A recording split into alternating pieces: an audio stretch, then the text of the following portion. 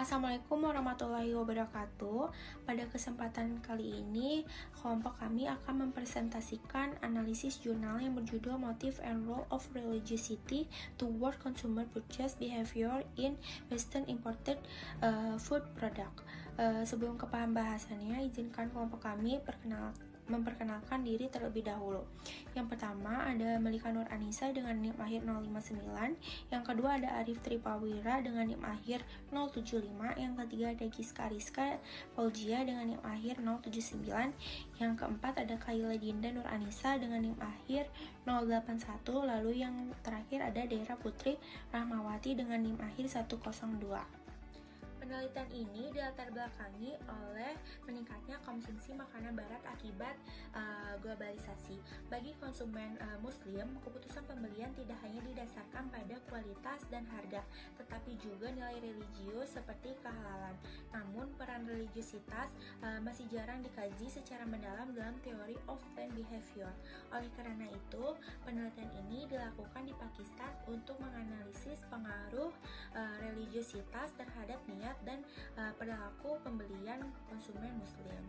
Tujuan penelitian yang ke-1 ada menganalisis faktor-faktor yang mempengaruhi perilaku. Yang kedua, menguji peran religiositas dan niat dan perilaku pembelian. Yang ketiga, ada menggunakan teori of planned behavior (TPB). Variabel penelitian.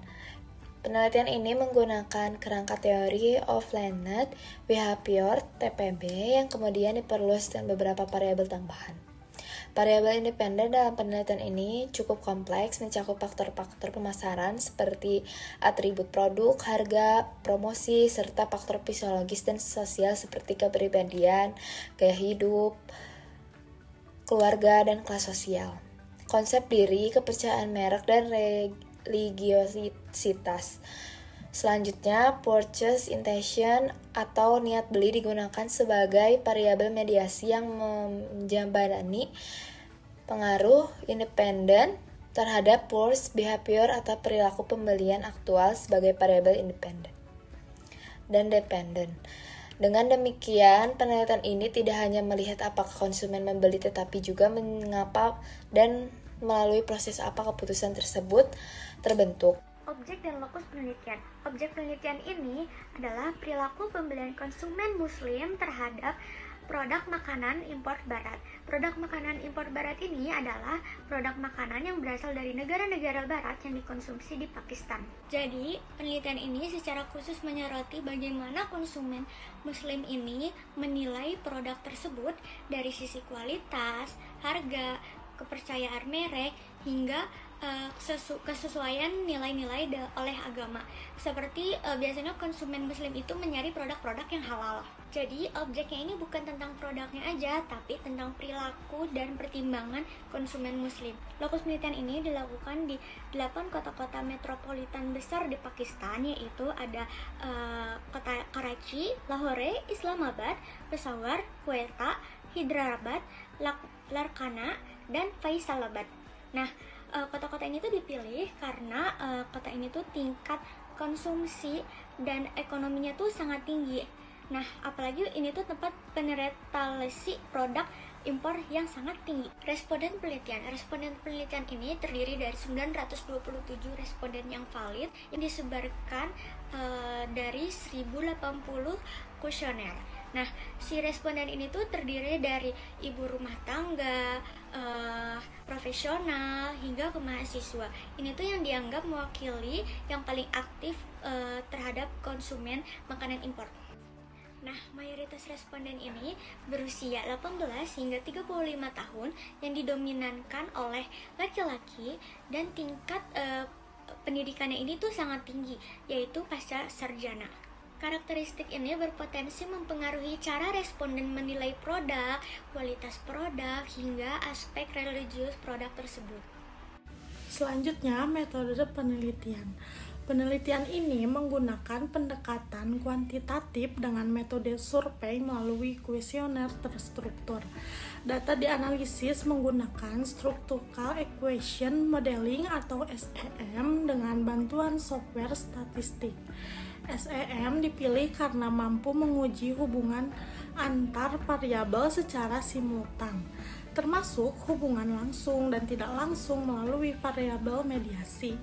Penggunaan SEM memungkinkan peneliti menguji model teoritis secara komprehensif dan empiris.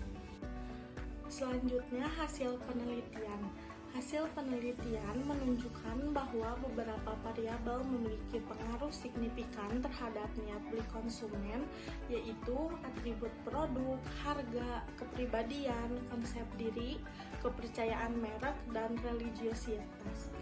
Sebaliknya, variabel promosi, gaya hidup, keluarga, dan kelas sosial tidak menunjukkan pengaruh yang signifikan terhadap niat beli. Selain itu, ditemukan bahwa niat beli memiliki pengaruh yang sangat kuat terhadap perilaku pembelian aktual, sehingga memperkuat asumsi utama dalam teori of planned behavior.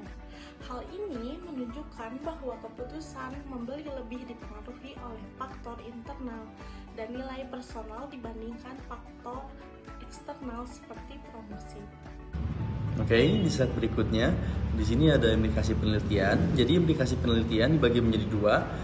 Yang pertama ada implikasi praktis dan yang kedua ada implikasi akademis. Jadi saya akan menjelaskan yang pertama, implikasi praktis. Jadi implikasi praktis, contoh pertama, perusahaan makanan impor perlu menyesuaikan strategi promosi dengan gaya hidup dan lingkungan sosial konsumen muslim. Yang kedua, pendekatan pemasaran berbasis keluarga dan kelas sosial lebih efektif dibandingkan hanya menekankan harga atau atribut produk. Yang ketiga, ada informasi produk tetap harus sensitif terhadap nilai keagamaan meskipun religiositas tidak muncul sebagai faktor dominan. Dan yang kedua, di sini ada implikasi akademis.